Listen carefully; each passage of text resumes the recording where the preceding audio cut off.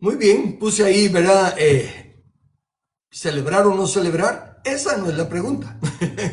Porque como platicamos anoche, dice que todo me es lícito, no todo conviene, todo me es lícito, no todo edifica. Entonces, celebrar para no edificar o celebrar para algo que no conviene sería malo, ¿verdad? Y por el otro lado, no celebrar, pero teniendo el corazón, en el corazón en orden con Dios, etcétera, también. Así que el punto sigue siendo la Biblia no nos dice un sí o un no en cuanto a la celebración del nacimiento, perdón.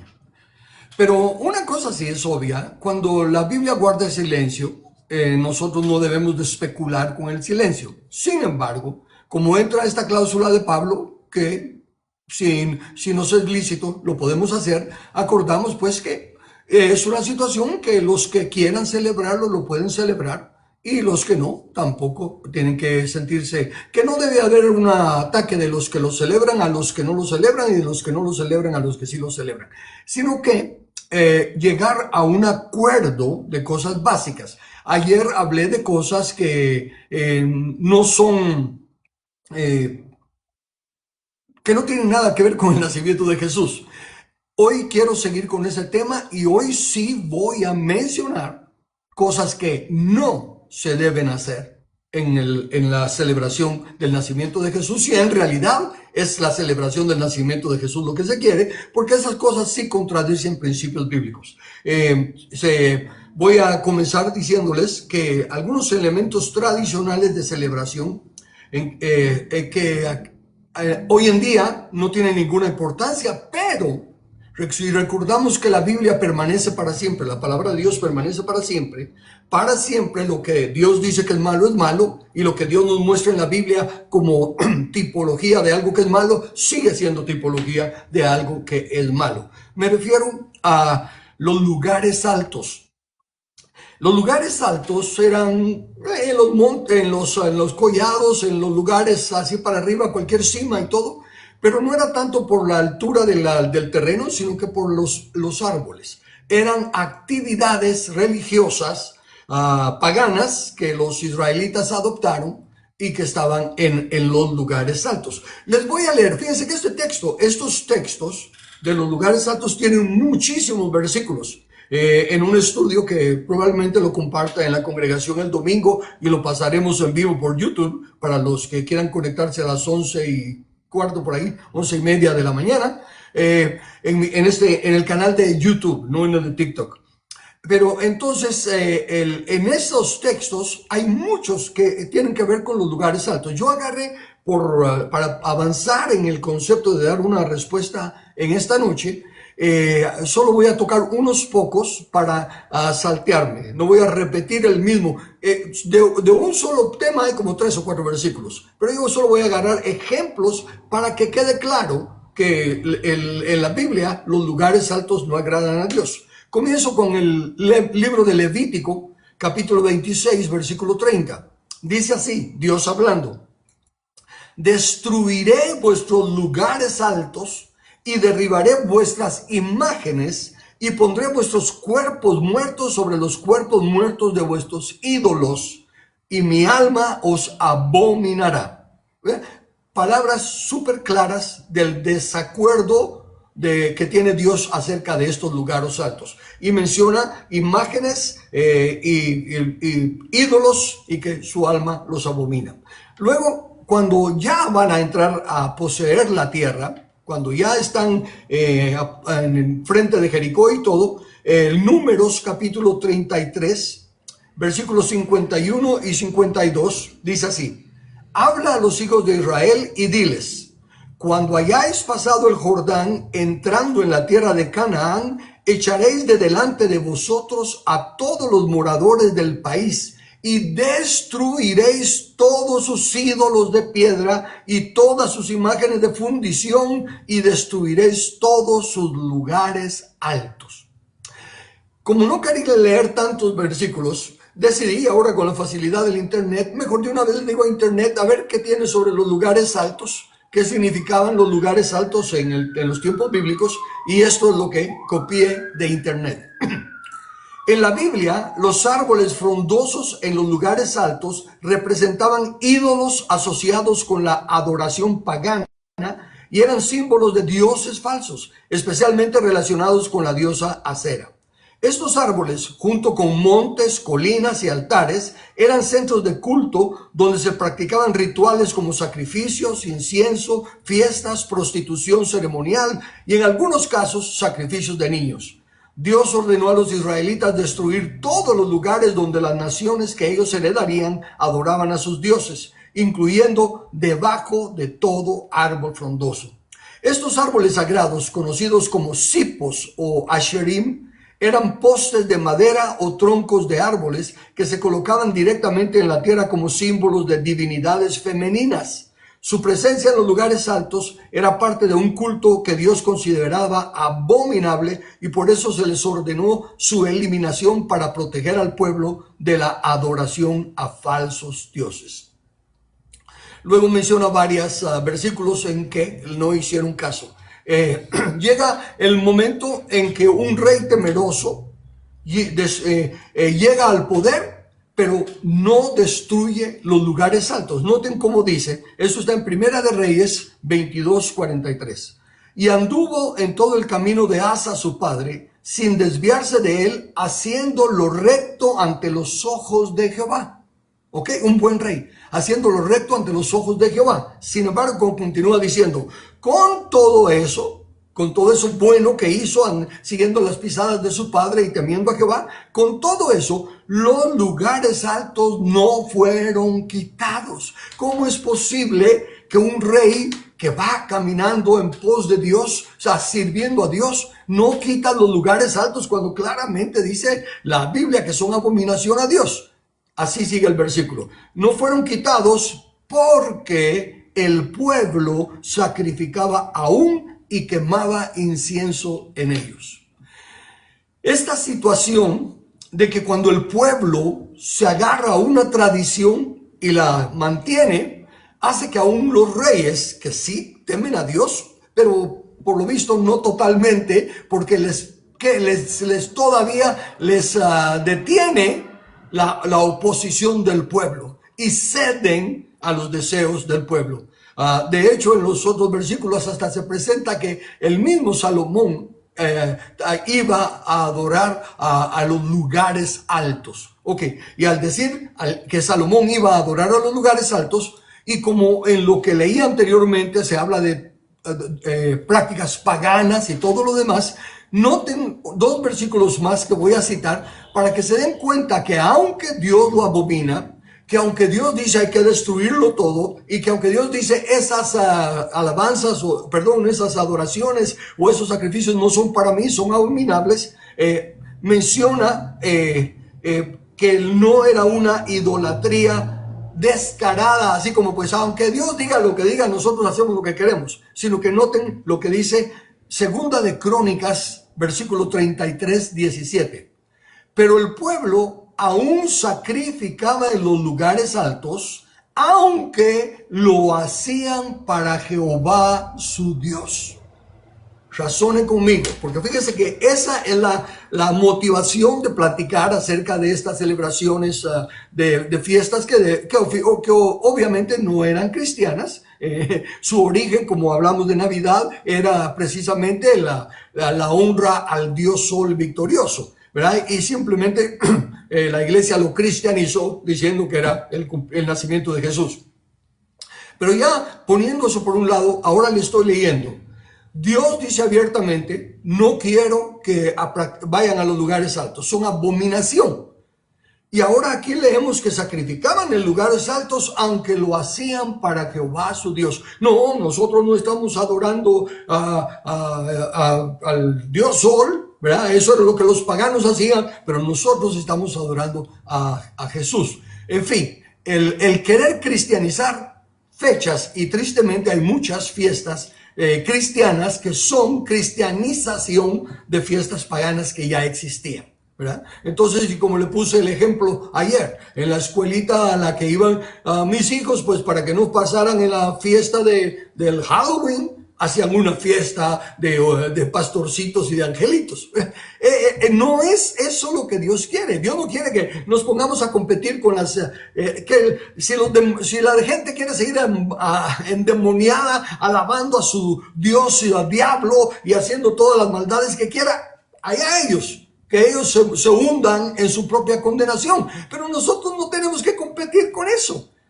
Nosotros debemos de considerar el enemigo ya vencido, porque Dios ya lo venció, Jesús ya lo venció. Y si nos concentramos en lo nuestro, vaya, sigamos con Navidad. Si nos concentramos en que gracias a Dios por su gran misericordia, conforme Él había prometido desde que el primer Adán pecó, que Él enviaría al postrer Adán, que sería la simiente de la mujer, para que viniera a hollar la cabeza de la serpiente, quitarle el poder al enemigo, librarnos de la esclavitud del pecado. Y gloria a Dios, un día nació ese Señor Jesús, ese postrer Adán, e hizo lo que tenía que hacer. Y por eso es que tenemos la dicha de acercarnos con confianza al trono de Dios, llamarle Padre. ¡Wow! ¿Por qué no estar alegres y agradecidos, verdad? Entonces, ok, hagámoslo.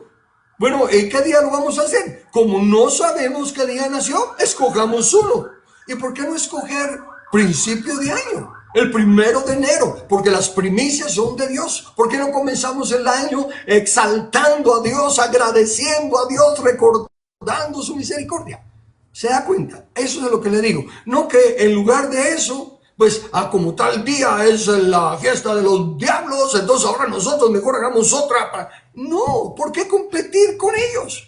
Y nosotros no tenemos que competir con la maldad del enemigo. Pues de cero a la izquierda. No hay abominación ni agüero para los hijos de Dios. Y eso es lo que nosotros tenemos que ver. Entonces, fíjense aquí, ¿qué piensa usted? ¿Cree usted que Dios dijo, bueno, pues, aunque están haciendo las oraciones y el incienso y todo lo demás en los lugares altos, de corazón lo están haciendo para mí, así que los voy a bendecir? ¿Creen ustedes que esa fue la actitud de Dios? Claro que no. Ahí tenemos el ejemplo en la Biblia que les dijo, no, eso es abominación, no me ofrezcan sus abominaciones. Y uno más. Esa actitud de ellos no era solo entre ellos, era reconocida, pongámosle nacionalmente, por otros reinos. Así que note, este es el embajador de un rey que está sitiando a la ciudad y que les está diciendo que se rindan, porque si no los van a matar y que ellos son más poderosos, etcétera, etcétera, etcétera, que ya han conquistado un montón. Pero el rey clama a Dios y el rey dice no. Entonces viene este embajador del rey pagano y le dice así, Segunda de Crónicas, capítulo 32, versículos 11 y 12. ¿No os engaña Ezequías para entregaros a muerte, a hambre y a sed, al decir, Jehová nuestro Dios nos librará de la mano del rey de Asiria? No es Ezequías, escuche esto, no es Ezequías el mismo que ha quitado sus lugares altos y sus altares, diciendo que los lugares altos y los altares se está reconocido que eran para Dios. Dice, no es Ezequías el mismo que ha quitado sus lugares altos y sus altares y ha dicho a Judá y a Jerusalén, delante de este solo altar adoraréis y sobre él quemaréis incienso. Ellos adoraban, pero lo hacían para Jehová. Y ante todas las demás naciones que los conocían y los vieron, entendían, ese es el altar para Jehová, el Dios de los israelitas, esa es la alabanza. Y ahora este rey está yéndose contra el Dios de los israelitas, quitándole sus altares. ¿Se da cuenta? Y ahí es donde a veces los que queremos manifestar un celo por alguna verdad de la Biblia, pero que es una tradición que toda la demás gente celebra, pues entonces los malos de la película somos nosotros, ¿verdad? Porque estamos quitando lo que es de Dios. pero nos estamos basando en lo que dice la palabra. Yo le estoy mostrando, se recuerda que en la primera plática le dije, ok, como no dice que sí podemos o que no podemos, lo podemos hacer, pero hay que examinar si es, si tiene beneficio, ¿verdad? Y si es para edificación. Bueno, pues eso es lo que yo hago. Yo, y cuando estoy buscando y voy a las escrituras y me encuentro con estas cosas que, aunque no están en el lenguaje de este siglo, pero el principio sí está claro. Queda un texto más, solo para llamar su atención. El rey que hizo la voluntad de Dios, dice en Segunda de Reyes 18, versículos 3 y 4. Hizo lo recto ante los ojos de Jehová, conforme a todas las cosas que había hecho David su padre. Él quitó los lugares altos y quebró las imágenes y cortó los símbolos de acera. Esos son los árboles que estábamos hablando.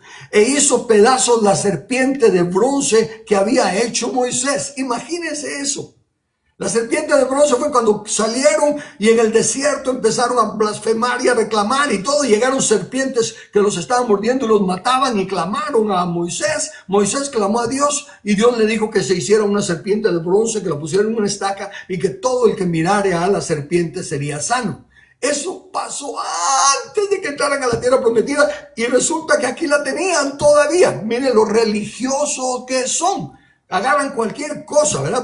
Van a traer pedazos de madera de la cruz de Cristo y van a traer agua del Jordán y óigame, dice aquí, e hizo pedazos la serpiente de bronce que había hecho Moisés, porque hasta entonces le quemaban incienso los hijos de Israel.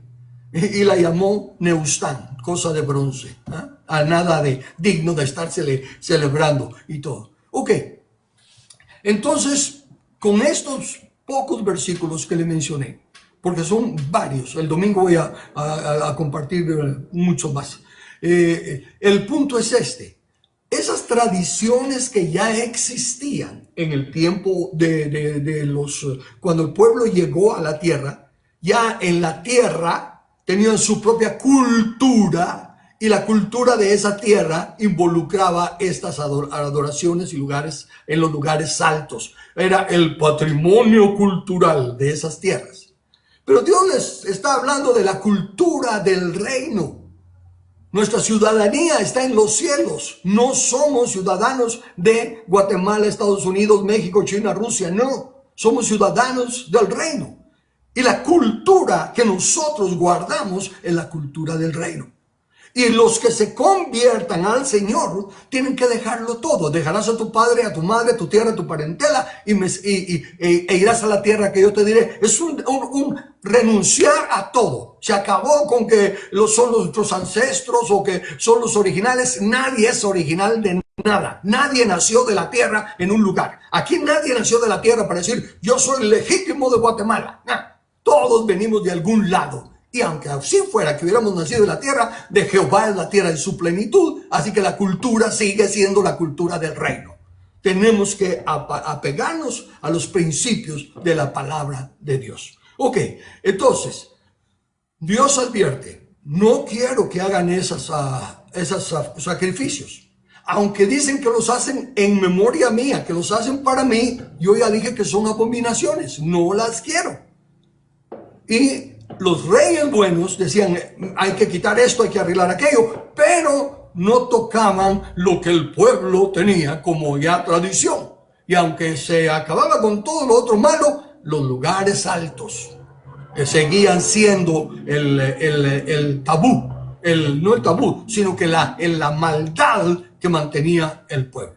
Ya le mostré pocos versículos, pero son suficientes para que se dé cuenta que estaban haciendo fiestas para Jehová, fiestas que él decía, esto es abominación, pero dejaban la palabra de Dios y se aferraban a su tradición.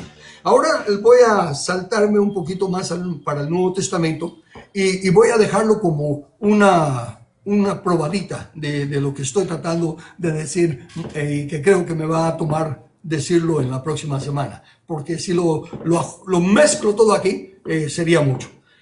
En 1 Timoteo 3:16, dice la palabra, e indiscutiblemente grande es el misterio de la piedad. Piedad en la Biblia no es misericordia, no es de ayudar al pobre y eso. Piedad es andar en una actitud de pío. Recuérdese que la palabra pío significa justo, santo, bueno. Lo opuesto es impío. Entonces, piedad aquí no está hablando de hacer limosna o ser misericordioso. Está hablando de una actitud, de un carácter recto, de un caminar en justicia y juicio delante de Dios. Entonces dice, grande es el misterio de la piedad. Dios fue manifestado en carne. Ahí me voy a quedar, le leo todo el versículo, pero solo voy a tocar esto. Dios fue manifestado en carne, justificado en el Espíritu, visto de los ángeles, predicado a los gentiles, creído en el mundo y recibido arriba en gloria. Ese es el misterio de la piedad. En mi libro, El Misterio Escondido, desarrollo todos los puntos que ahí están mencionados para que entendamos más. Pero aquí solo quiero llamar su atención a que fue manifestado en carne. Voy al diccionario del idioma original y me dice que manifestado significa hacer aparente, literal o figurativamente, o sea que se haga aparente, manifestar, declarar, mostrar a sí mismo. Webster, que el señor Webster era el hombre elocuente, temeroso de Dios también, y él en su diccionario lo pone de esta manera: claramente visible a la vista o evidente para la comprensión. Ser manifestado es que está claramente visible a la vista o evidente para la comprensión, aparente, no oscuro ni difícil de ver o entender. Entonces, si Dios fue manifestado en carne, fue manifestado de una manera que fue clara, de que se pudiera ver, pero fue manifestado en carne. ¿En que la carne de quién? En la carne del Señor Jesús. Es ahí, esto es lo que se llama en la Biblia la encarnación de Dios. Dios en el cuerpo de carne de Jesús habitó en él, y de esa manera es que vino la encarnación y Dios fue Emmanuel, Dios con nosotros, y Dios fue parte del misterio de la encarnación. Por eso fue que cuando Dios en Jesús sanaba enfermos, Dios en Jesús resucitaba muertos, Dios en Jesús hacía las obras, la gente miraba claramente que en un hombre estaba actuando como nunca ningún otro profeta había actuado, enseñaba como ningún otro maestro había enseñado, en fin, era evidente. En Juan 14, versículos 10 y 11 dice: ¿No crees que yo soy en el Padre y el Padre en mí? Las palabras que yo os hablo, no las hablo por mi propia cuenta, sino que el Padre que mora en mí, Él hace las obras. Creedme que yo soy en el Padre y el Padre en mí. De otra manera, creedme por las mismas obras. Es exactamente lo de fue manifestado. Miren las manifestaciones. Y de hecho, en los evangelios están los comentarios que decían: ningún otro ha hecho esto. No hay profeta que haya hecho semejantes cosas. Era algo evidente. Si esta doctrina, ahora encarnación, vamos al diccionario Strong, otra vez el diccionario del idioma original en el que está escrito la Biblia, y voy a ver lo de la encarnación. Dice: el acto de revestir con carne, el acto de tomar un cuerpo humano y la naturaleza del hombre, como la encarnación del Hijo de Dios. O sea que aquí, hasta en el diccionario, ya nos están dejando saber que se está refiriendo a la encarnación del Hijo de Dios. Mire, estoy haciendo esto para que lo entendamos. ¿Qué es esto? Lo que dice la Biblia. En Jesús habita corporalmente la plenitud de la deidad. No es que Jesús sea la deidad. En él habita corporalmente la plenitud de la deidad. Entonces, ese es el misterio de la piedad. El Cristo, que es la unión de Jesús y Dios Hijo. Ok. Si esta doctrina fuese comprendida y reconocida tal como es, no se caería en la trampa del enemigo. Ahora ya quiero llegar a cosas que sí son mala doctrina, cosas que sí atacan el entendimiento de la palabra de Dios y se dan precisamente por la Navidad. ¿En qué sentido? Bueno,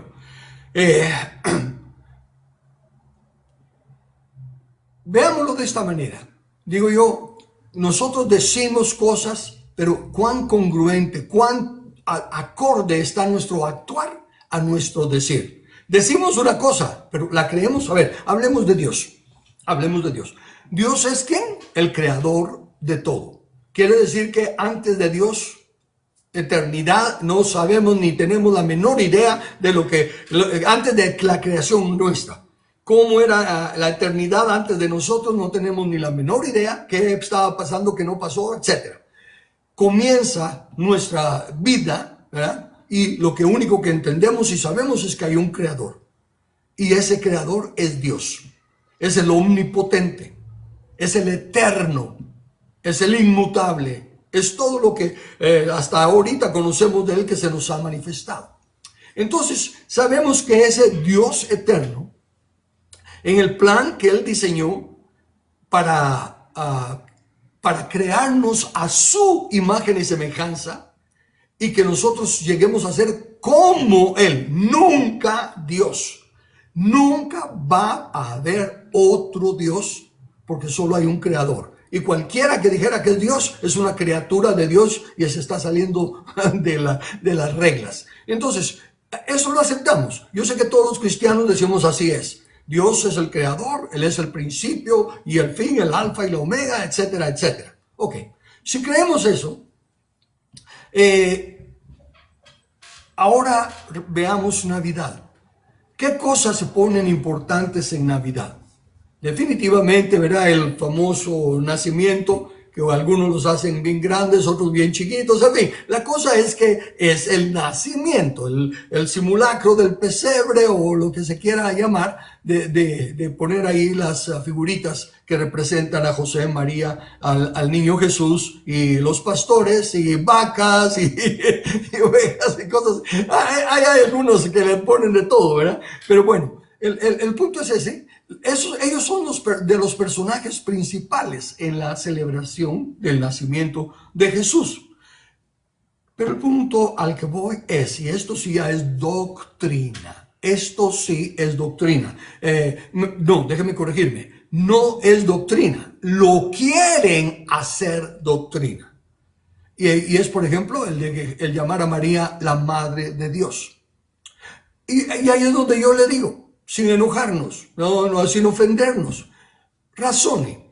Si creemos que Dios es eterno, si creemos que Dios es el creador de todo, ¿cómo va a ser posible que una persona que no es eterna, ahora sí va a tener vida eterna desde ahora en adelante, pero nunca existió antes para poder ser la madre de Dios?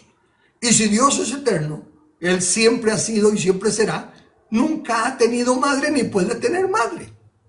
Porque insisto, cualquier cosa que brinque por ahí es creación de Dios.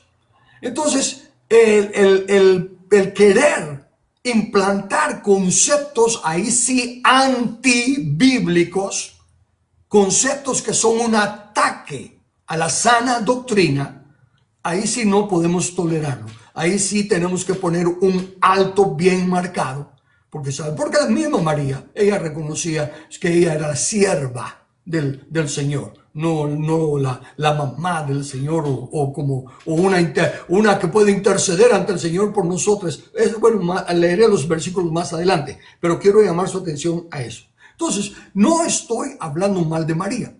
De María se pueden decir muchísimas cosas buenas. El hecho que el Señor la haya escogido es sumamente importante porque es Dios el que escoge.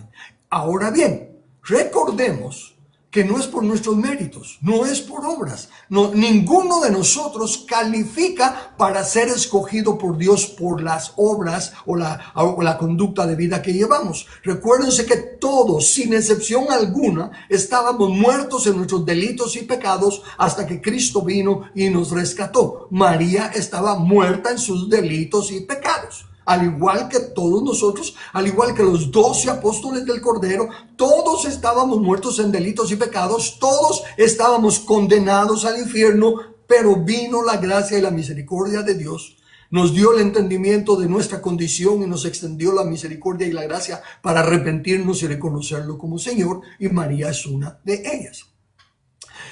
María ya está en su reposo, ya está gozando de la comunión con los que nos antecedieron y durmieron en el Señor. Pero Dios la escogió. Bendita eres tú entre todas las mujeres. Definitivamente. A quien Dios escoja es bendito. Pero el punto es, ¿por qué escoge Dios? Por su soberana voluntad y por su gracia. No por mérito propio. No podemos pensar que el que Dios nos dé un don, nos dé un ministerio, nos dé un llamado, nos capacite de alguna manera, es por mérito propio.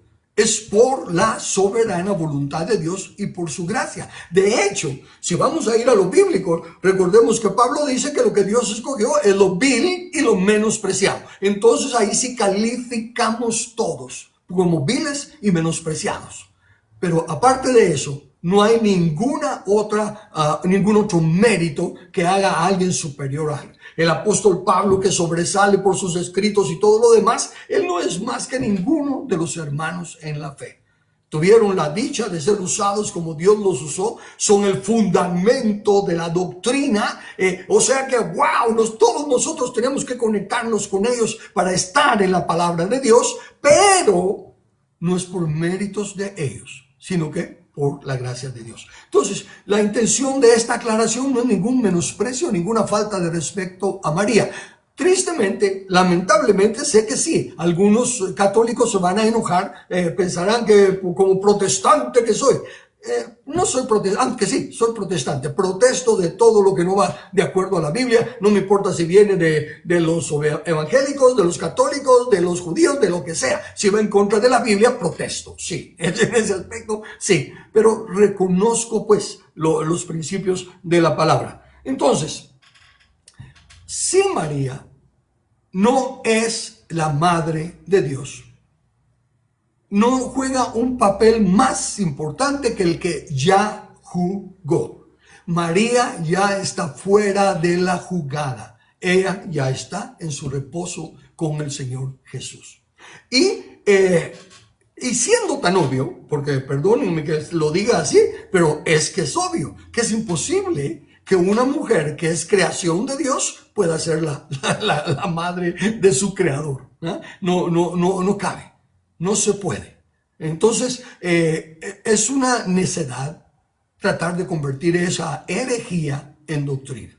Ahora, siendo eso tan obvio, ¿cómo es que se llega a siquiera a considerar eso? ¿Por qué es que se presume que María es la madre de Dios? Por la Navidad. Porque ¿qué pasa en la Navidad? Ella es la madre de Jesús.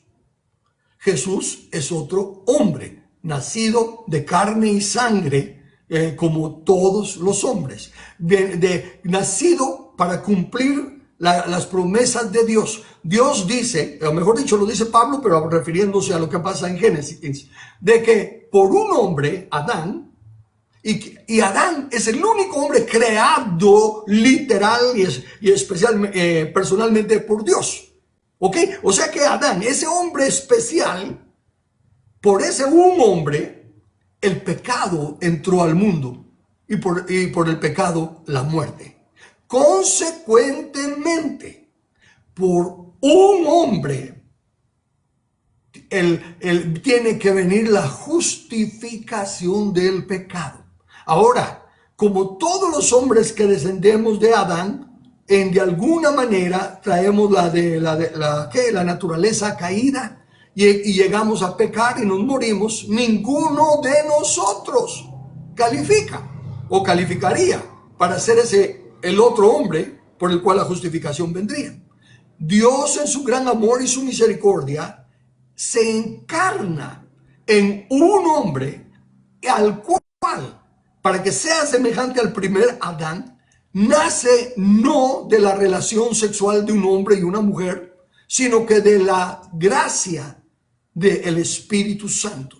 Así como Adán no tiene padre ni madre, Jesús es creado en el vientre de María, pero sin la intervención de José y aún sin la intervención de María en la relación sexual. Solo está siendo el canal por medio del cual Jesús se desarrolla para entrar por la puerta, porque Dios respeta las reglas del juego, y si le delegó autoridad de la tierra al hombre, el que tiene que recibir la autoridad que Dios delega tiene que ser un hombre que entra por la puerta del nacimiento natural.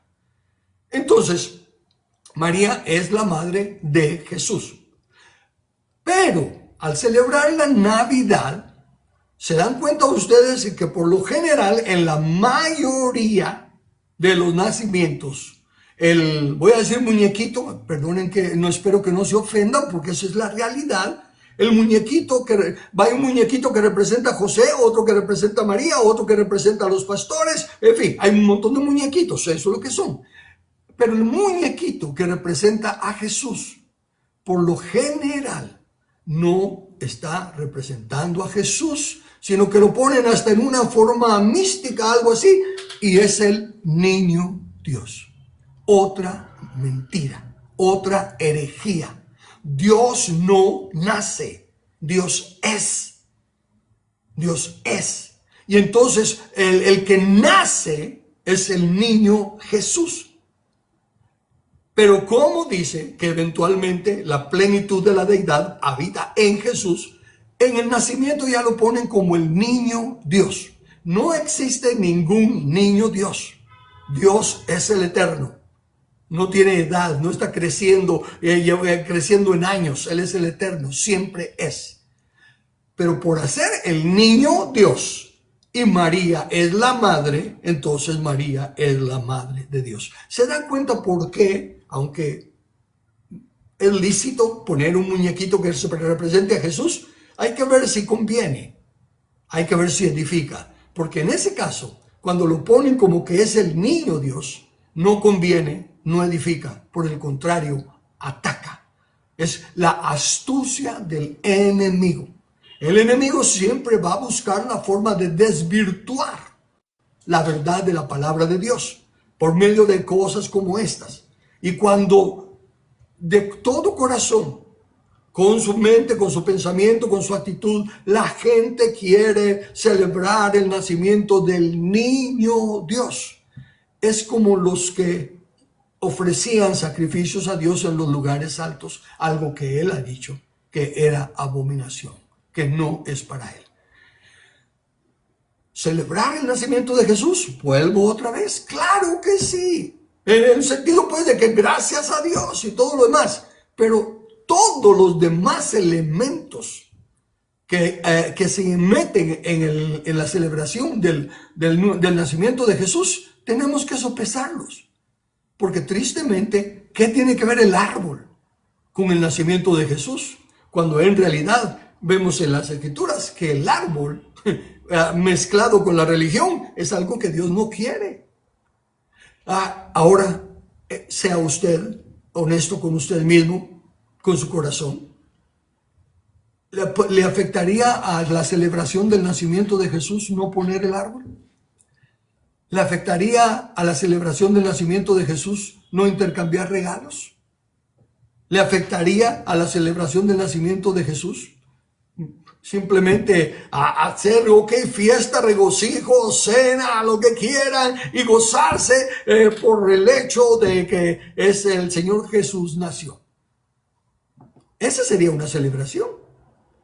Pero es que sin el arbolito la cosa ya no es igual. Es que sin lo que los niños esperan ansiosamente a las 12 de la noche, los regalos y esto y lo otro. ¿Y qué tiene que ver eso con el nacimiento de Jesús?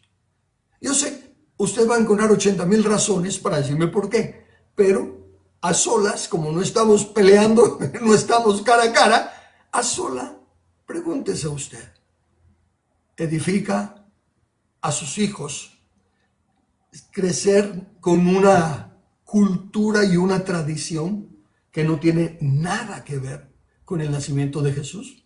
Y que quizá por eso es que no se menciona en la Biblia que por los primeros 3 siglos nunca se habló del nacimiento de Jesús. Fue hasta el siglo IV ya que se estableció que el 25 como el nacimiento de Jesús, pero fue para contrarrestar la fiesta pagana. No fue inicialmente pensando en el nacimiento de Jesús, sino que en cómo opacar esa fiesta pagana. Entonces, la misma María, leamos acerca de María, en Lucas 1:28, dice, y entrando el ángel en donde ella estaba, le dijo, salve muy favorecida, el Señor es contigo, bendita tú entre las mujeres. Ok, miren el saludo y las palabras, salve muy favorecida. ¿Qué es ser favorecido? Favorecido, apoyado, ayudado, provisto de ventajas, aliviado, perdonado, considerado con bondad, como un amigo, favorecido. Entonces no le está diciendo salve Santísima María o no, está diciéndole muy favorecida. Dios te está viendo con ojos de favor, está extendiéndote favor. Por eso eres bienaventurada por la forma en la que Dios te está viendo. Y ella pues se sorprende, ¿verdad? Y le dice, ¿y cómo es eso? Si soy virgen, si no tengo todavía el marido, ¿cómo va a ser eso? Y cuando el ángel le dice, el ángel le responde, respondiendo el ángel le dijo, el Espíritu Santo vendrá sobre ti y el poder del Altísimo te cubrirá con su sombra, por lo cual también el santo ser que nacerá será llamado Hijo de Dios. No será llamado el niño Dios, no será llamado Dios, será llamado Hijo de Dios. Como también nosotros somos llamados hijos de Dios. Como también el primer Adán fue llamado hijo de Dios. ¿Ok? Entonces, respetemos lo que sí tenemos. Luchemos con las tradiciones. Derribemos argumentos. Derribemos altiveces que se levantan contra el conocimiento que Dios nos ha revelado. Entonces, cuando ya esto acontece con María, ella responde, entonces María dijo, he aquí la sierva del Señor. Hágase conmigo conforme a tu palabra. Y el ángel se fue de su presencia. Mire, qué dicha que María fue la escogida, qué dicha que ella lo reconoció así, pero veamos una verdad para que nos quede claro que cualquier mujer que hubiese sido la escogida podía ser. ¿Por qué? Primera de Corintios 6, 19, 20. ¿O ignoráis que vuestro cuerpo es templo del Espíritu Santo, el cual está en vosotros? ¿Está oyendo eso?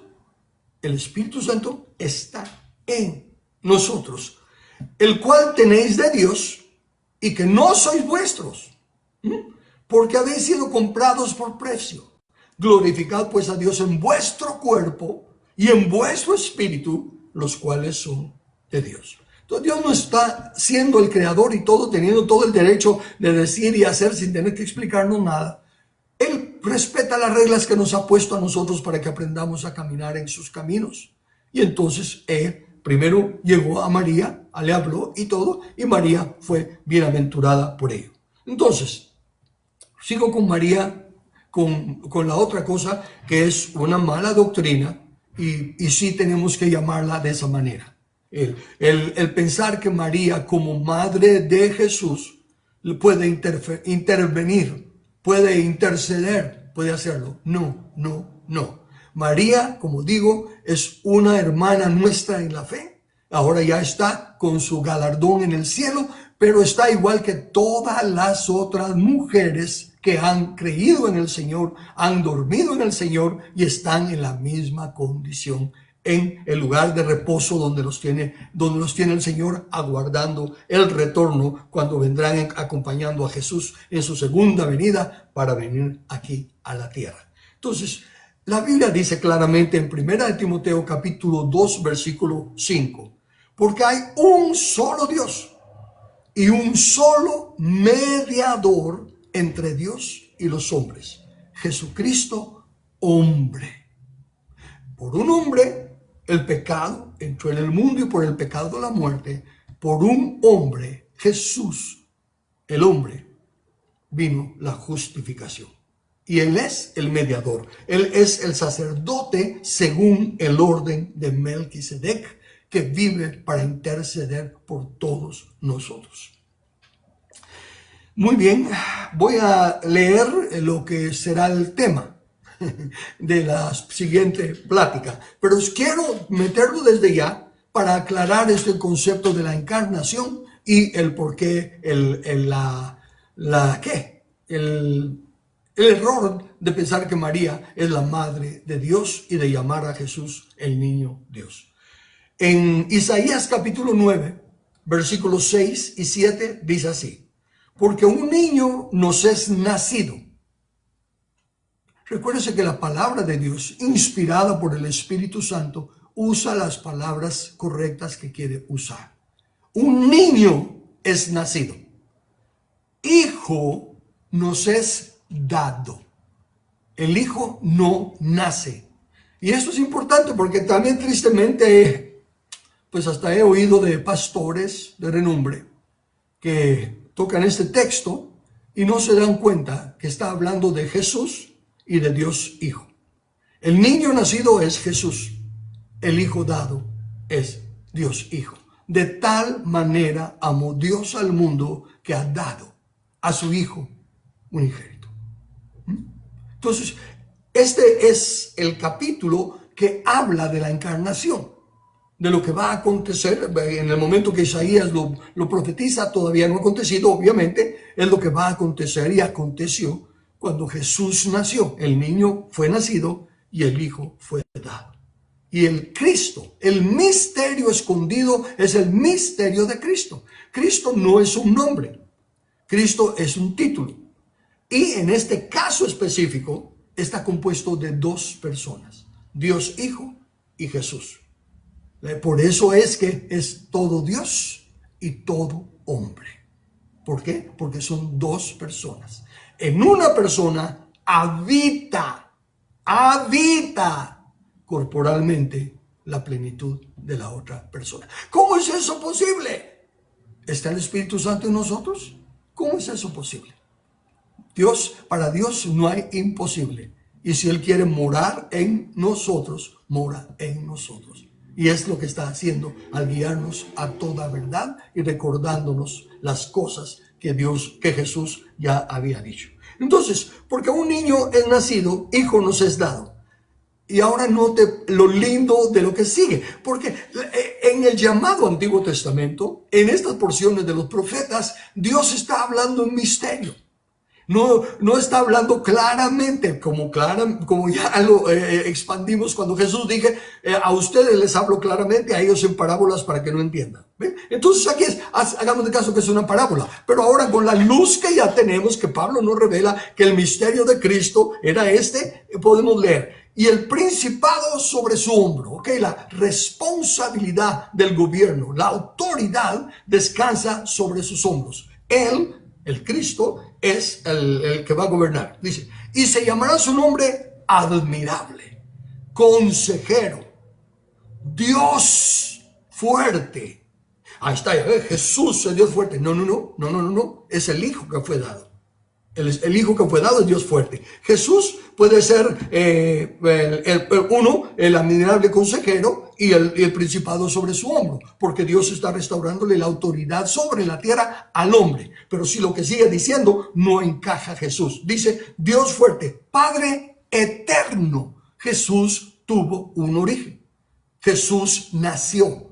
Jesús no está desde antes de la fundación del mundo. El Padre eterno, príncipe de paz, ese es Jesús. Lo dilatado de su imperio y la paz. ¿Quién es el rey? El que cuando le habla a David dice que va a levantar a un hijo y que él le va a dar el reinado de David y que no tendrá límite. Jesús. El imperio y la paz no tendrá límite sobre el trono de David y sobre su reino, disponiéndolo y confirmándolo en juicio y justicia desde ahora y para siempre. El celo de Jehová de los ejércitos hará esto. Esta es entonces lo que vemos en el nacimiento de Jesús. Y como Dios es el que está organizándolo todo, pues por eso es que se menciona a Dios, se mencionan ángeles y todo lo demás. Pero el que nace es un niño, no es un Dios. Dios no nace, es un niño, Jesús. Y está naciendo en el vientre en el cual Dios intervino para que fuera como el primer Adán, que no tuvo padre y madre, que fue formado del polvo de la tierra y que por el soplo de Dios vivió. Así, Jesús no nace de sangre y carne, no nace de descendencia humana, sino que es Dios el que fertiliza, es Dios el que le da vida al bebé en el vientre de María, que María es una mujer bienaventurada. María es la madre de Jesús y Jesús es el niño que nos es nacido y que va a llegar a ser el hombre, el postrer Adán, que nos libera. Ok, esa es la historia de la Navidad. Si a eso vamos. Así que voy a seguir la próxima semana, porque quiero expandir un poco más del misterio de Cristo para que se pueda entender mejor. Porque hay textos que pareciera que habla de Dios y textos que pareciera que sí habla de hombre. O que hay actitudes de Jesús que parecen ser de Dios y hay actitudes que parecen ser de hombre. Eso lo explicaré en la próxima semana. Concluyamos hoy con un breve resumen entonces. Es lícito celebrar la Navidad para los que la quieran celebrar. Solo deben de considerar, es lícito, pero ¿conviene? ¿Van a en realidad celebrar el nacimiento de Jesús? ¿O simplemente van a usar la fecha para celebrar otra cosa y disfrutarlo y tener un buen tiempo? No significa que tengan que celebrar el nacimiento de Jesús arrodillándose y orando y todo lo demás. No. Y en la convivencia familiar, ya que hay feriado ese día, sea día del trabajo, sea día de lo que sea, si hay la oportunidad de la convivencia con los familiares y los amigos cercanos, amén, pero por lo general los familiares. Nosotros nos reunimos cuando hay las oportunidades, 3, 4 veces, lo más, no, como 3 nomás, que nos reunimos como familias. Entonces las aprovechamos, pero no tenemos ningún horario, no esperamos que lleguen las 12 ni nada por el estilo. Bueno, últimamente sí estamos esperando que lleguen las 12, porque cuando nos acostamos a las 10 y a las 12 nos despiertan con tanto cueterío, entonces ya no tiene sentido porque lo despiertan a uno y ya cuesta volverse a dormir. Así que tal vez nos ponemos a ver una película o algo, a que lleguen las 12, de que se quemen los cohetes y entonces nos acostamos. O sea que sí pueden celebrar.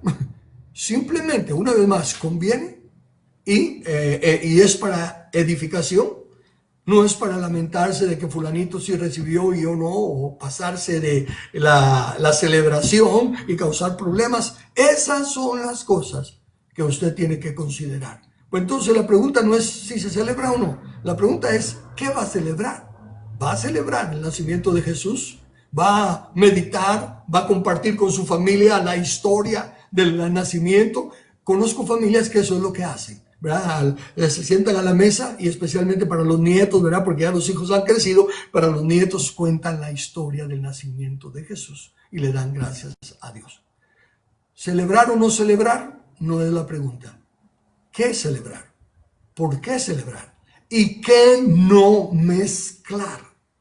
Porque aunque esté mezclado en la tradición, en la celebración del nacimiento, en la Biblia está ejemplificado como abominación y no como algo que agrade al que se está celebrando.